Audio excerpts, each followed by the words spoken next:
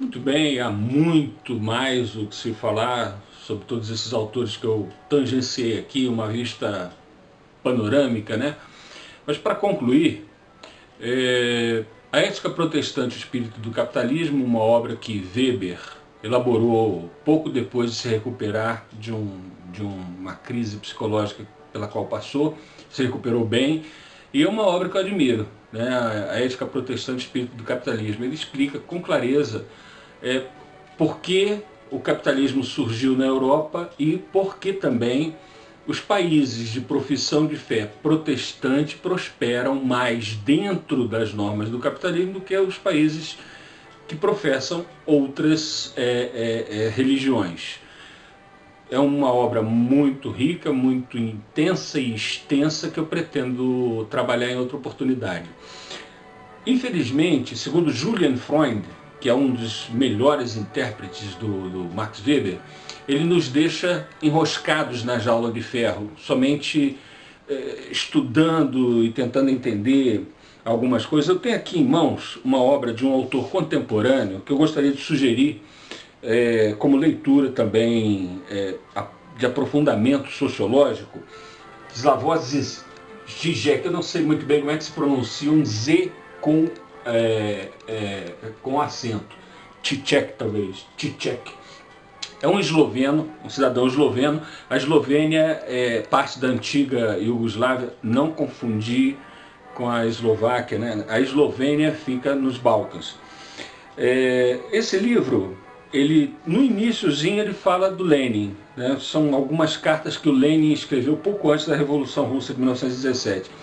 E tem um vastíssimo pós-fácio, que é o Ó do Borogodó, que é a grande sacação dele, né? É um problema que nós vivemos hoje, essa mesma jaula de ferro do Weber, que está ainda conosco até os dias de hoje. Esse livro foi lançado ano passado. Ele fala aqui que não há problemas falar sobre Lenin, falar sobre até sobre pessoas mais revolucionárias ainda, como Bakunin, Malatesta, mas há um Denkverbot, ele chama de Denkverbot, Denk, pensar, Denken, pensar, Verbot, proibir. Uma proibição de pensar. Você pode analisar asepticamente longe, sem se envolver, e não propor colocação em prática de nada. É a mesma jaula de ferro em que nós nos encontramos enclausurados. O Slavoj Žižek é um camarada que merece aprofundamento, merece leitura, e eu deixo aqui como recomendação. Outro que eu admiro, que precisa ser resgatado, né? Herbert Marcuse, Razão e Revolução, Eros e Civilização, são obras espetaculares, né? Nós temos aqui, essa aqui, por exemplo, é uma interpretação filosófica do pensamento de Sigmund Freud. É uma obra espetacular, vale a pena, porque o Marcuse aqui nessa obra, ele fala sobre vontade de vida e vontade de morte, como Eros nos leva a desejar viver e como as normas da civilização industrial levam à morte, né? A um desejo de morte, é uma coisa brutal. Razão e Revolução é uma obra em que Razão e Revolução é uma obra em que Marcuse estuda a fundo o pensamento de Hegel. É a dialética hegeliana estudada por Herbert Marcuse. Vale a pena, não percam. Todas as obras do Noam Chomsky. Noam Chomsky, um grande pensador norte-americano, já foi considerado por muitos o maior intelectual vivo, está vivo até hoje, né? E nesse aqui ele fala o lucro sobre a pessoa, né? O neoliberalismo e a nova ordem global.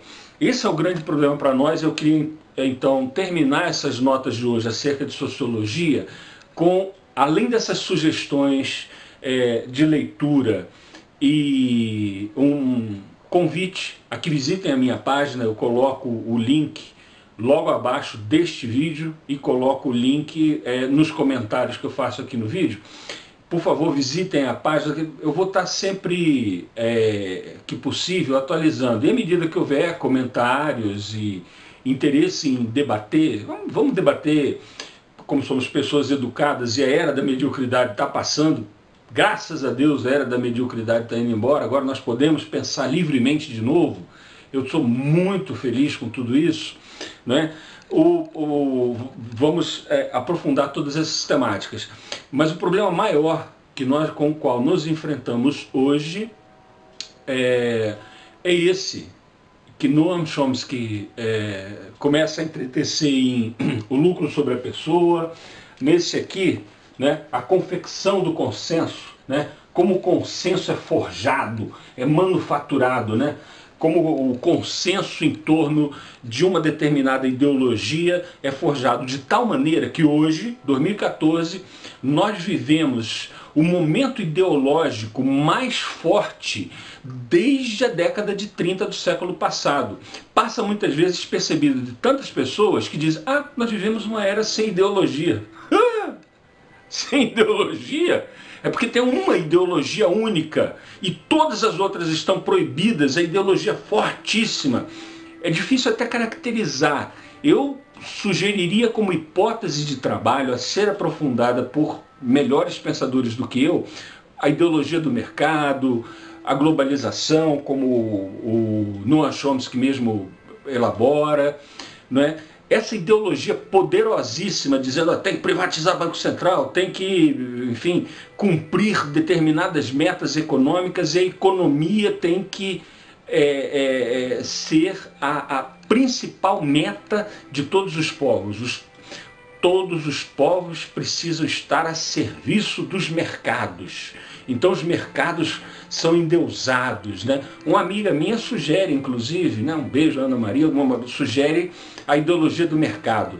Hoje o mercado virou uma espécie de divindade laica contemporânea, né? É uma coisa monstruosa essa época que nós estamos vivendo, e o combate a ela é a guerra de hoje. É combater essa ideologia monstruosa na teoria e na prática. Na prática eu proponho, para começo de conversa, tirar das garras do capital, tirar das garras do mercado, pelo menos o que diz respeito à vida humana. Saúde, educação, que o ensino das pessoas seja livre e gratuito para todos.